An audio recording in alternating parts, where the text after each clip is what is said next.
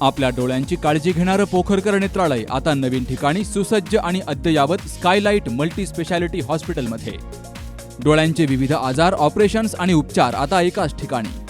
मोतीबिंदू, काचबिंदू आणि medical retina specialist doctor Santosh Kishor Pokharkar करणार आपल्या डोळ्यांच्या सर्व समस्यांचं परिपूर्ण समाधान. ठिकाण स्कायलाइट मल्टी स्पेशालिटी हॉस्पिटल, देवाचा मळा, बालाजी अपार्टमेंट जवळ, संगमनेर. संपर्क 02425 29 91 90 आणि 8108 17 63 65.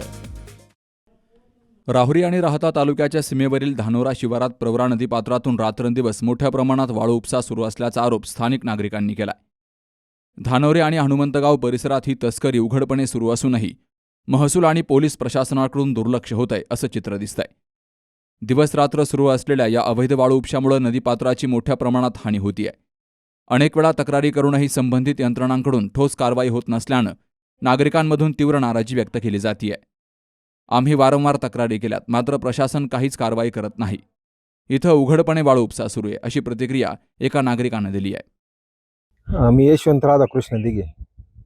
प्रथमतः मी तुमचं सर्वांचं धानोरे गावामध्ये स्वागत करतो.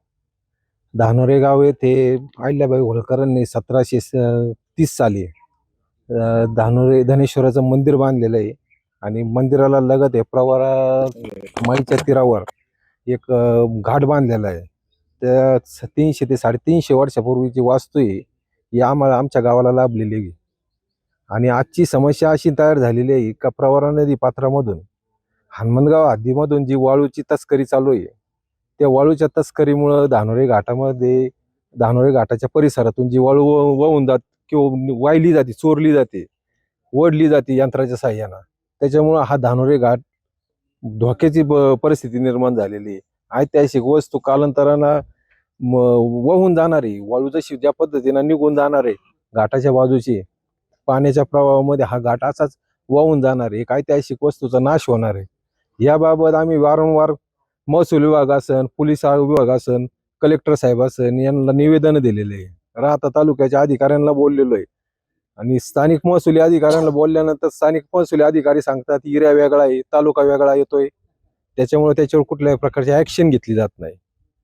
तर आमची तुमच्या माध्यमातून विनंती प्रशासनाला किंवा सरकारला विनंती का ही वाळू तस्करी या ठिकाणाहून बंद व्हावी आणि एक ऐतिहासिक वस्तू आहे, ही परत उभी न राहणारी वस्तू आहे, या वस्तूचे संरक्षण करावा. या संरक्षणासाठी आम्हाला महसूल विभागाने असेल, पोलीस विभागाने असेल मदत करावी, एवढीच आपल्या माध्यमातून विनंती करतो. या वाळू तस्करी मागे राजकीय वरदहस्त असल्याचा गंभीर आरोप स्थानिक नागरिकांनी केलाय. त्यामुळे प्रशासनाची भूमिका संशयाच्या भोवऱ्यात सापडली असून या प्रकरणात नेमकी कोणती कारवाई होते याकडे सर्वांचं लक्ष लागलंय. सुहास जाधवसह शरद पाचरणे, सी न्यूज मराठी, राहुरी. काल आमच्या किटी पार्टीमध्ये मैत्रिणी विचारत होत्या, फर्निचरसाठी तुझा चॉईस समर्थ फर्निचरच का? कारण समर्थ फर्निचरमधील 70% फर्निचर हे त्यांच्याच वर्कशॉपमध्ये बनवलं जातं आणि म्हणूनच समर्थमधील फर्निचर हे मजबूत आणि लॉंग लाईफ आहे आणि किंमत मार्केटपेक्षा reasonable. Samarth furniture and mall, Gulewadi, Sangamner, Kolar गोटी हायवे, सुगाव बुद्रुक, तालुका अकोले, जिल्हा अहमदनगर.